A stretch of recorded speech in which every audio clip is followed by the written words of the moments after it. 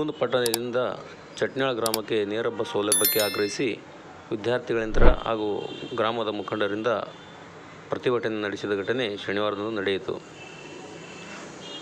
ಯುವ ಕರ್ನಾಟಕ ರಕ್ಷಣಾ ವೇದಿಕೆ ಕಾರ್ಯದರ್ಶಿ ಯಮನೂರು ಪುಣೆ, ಗ್ರಾಮ ಪಂಚಾಯತ್ ಸದಸ್ಯರು, ಅಧ್ಯಕ್ಷರು ಹಾಗೂ ವಿದ್ಯಾರ್ಥಿಗಳು ಪ್ರತಿಭಟನೆಯಲ್ಲಿ ಪಾಲ್ಗೊಂಡರು.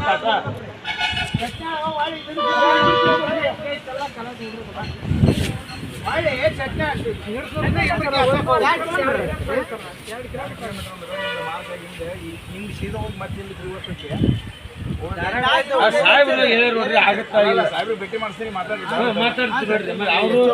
ಓಸು ನಿಮ್ಮ ಊರ ಮ್ಯಾಗ ಓಡಾಡ್ತಾವ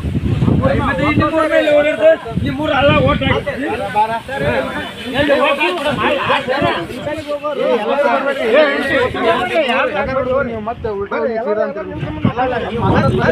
ಬರ್ರಿ